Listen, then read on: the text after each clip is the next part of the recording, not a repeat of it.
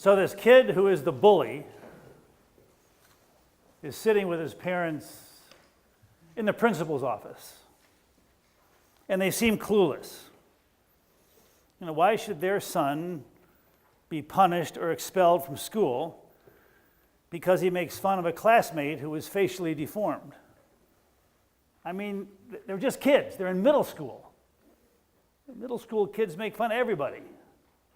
And why should he be singled out? And then the principal looks at the parents and the young man and he says, maybe we can't change the way we look or the way somebody else looks, but we can change the way we see. We can't change the way we look, can't change the way somebody else looks, but we can change the way we look at each other. Remember a couple of weeks ago, Mike and Ruth were here from Heartland Children's Home. And on Sunday night, some of you were there, we had a gathering at Silver Lake Country Club. And we invited all the Heartland alumni that had gone to Heartland on a mission trip for the past 20 years to come. And many of them did. And some of those alumni are now in their mid-30s. And I told the alumni as they came to the dinner, I said, a little bit later on, if you want to, I'm just going to sit down, get out of the way. And if you want to come to the mic and share a little bit about what Heartland meant to you, you're welcome to do that.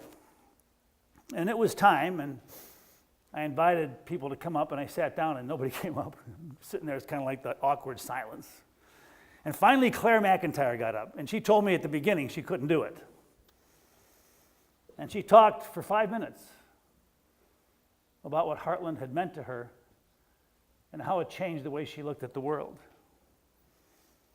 And after that, Heather got up, Ed and Kathy's daughter, and then Mitch got up, and Josh got up, and about 10 or 12 kids got up to talk about what being at Heartland Children's Home had meant to them. And there was one young lady who was in our very first one, way back 20 years ago. And during the journey at All Saints, at some point, their family left the church. They weren't happy. Can you imagine anybody not being happy with me? And I often wondered where she went. I mean, she grew up here, but they were gone. And somehow, some way, she came to that dinner. And at the very end, she got up. And she started to speak about the seeds that were planted years ago in her heart at All Saints. And how Heartland had changed the way she looked at the world and looked at others. And I realized this is kind of what life is all about. It's what Heartland stands for. I believe it's what we as a church stand for. Because as we get older, we look in the mirror once in a while, and things can happen to us along the way, and things happen to people we love and the journey we share. And maybe there are times where we'd like to change the way we look. And maybe there are times we'd like to change the way somebody else looks that we love a lot. But at the same time, when you look at somebody else, we're called to look at the spirit, the soul, that intangible something inside of us that makes us who we are.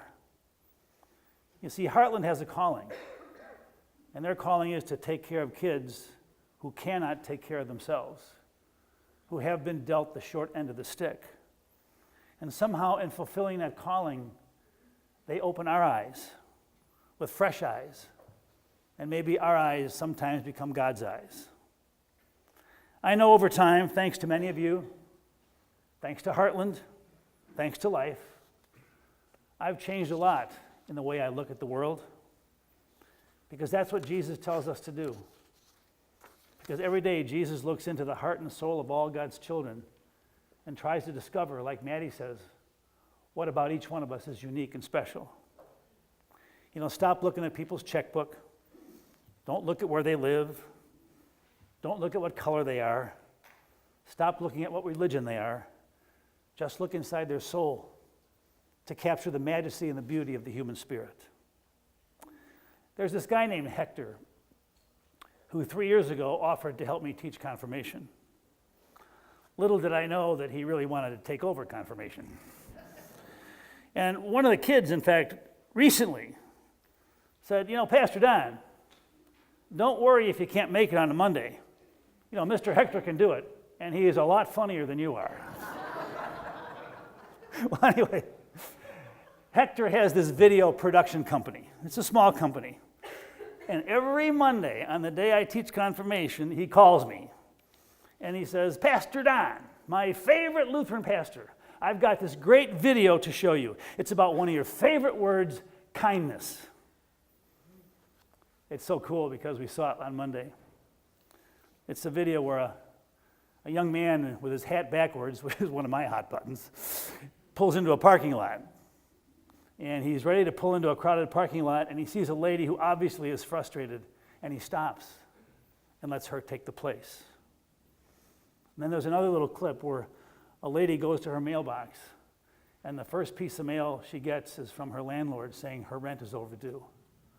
And the next piece of mail is an anonymous card with $500 in cash with the words, "You're never going to be alone." And then another little clip about an older man with a stack of stuff trying to get it in his truck, and he spills it all over the place. And this young man hops out of his car and runs in and helps him put all the stuff in his trunk. And my favorite one is the mom at the cashier. She's got one of her kids in a backpack, one in the stroller, one in her right arm. She's paying for her groceries. She sticks in her credit card, the clip in it, and it comes out expired. And this big guy is behind her with his hat backwards, a sleeveless t-shirt with tons of tattoos, and what he does, he kind of goes up to her, puts his card in there, and does not want any money back. And then, last Sunday, after confirmation class, one of our confirmation kids, they went to Sunrise Assisted Living, and I went over there just for a little bit to see how they were doing. And I went in and I asked the lady at the desk, do you know where the kids from our church are? And she said, well, some of them are in memory care. And so I walked into memory care, and there's one of our confirmation students sitting with one of the ladies, holding her hand. And the lady's talking to her, making absolutely no sense at all. Gave her a cookie. I went back there 20 minutes later, just before I came back to church for the second service. She's still holding her hand. She's still listening to her. And I thought to myself, Hector, you can teach confirmation any time you want. I was watching Good Morning America yesterday, and they had a t-shirt contest. And one of the winners was a sixth grader, and she did a t-shirt with the word kindness on it, with all kinds of handprints. And they asked her, what was the inspiration for your t-shirt? And she said it was about this young man who was homeschooled until he got to middle school because he was facially deformed. And when he went to middle school, his parents said it's time to go to public school and to take the helmet off and to kind of face the music. And can you imagine going to middle school being facially deformed? It's tough enough going to middle school just as a normal kid. Well, there's a movie about that experience, and it's called Wonder.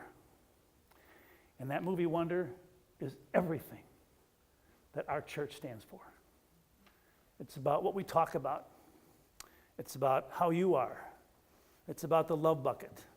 It's about unconditional love and understanding. And I know that movies are basically out to make money, but this movie is going to change lives. About a young man and his family, a young man who is different. He's insecure and he's scared, and in the end, without wanting to be, he's a hero because somehow, some way, God's Spirit speaks through him. It's about life. It's about Heartland. It's about All Saints. It's about Jesus. It's about seeing not just with our eyes, but allowing ourselves to see with our heart. Like it says in the Gospel of John this morning, where Jesus says, "You did not choose me. I have chosen you. I have appointed you and me, to go out into the world and to bear fruit. Not just any kind of fruit, but the kind of fruit that endures. And now I command you, you got to love one another." I never thought religion could be so simple and yet so powerful. Amen. If you're able to, please rise for the creed. It's on page 105.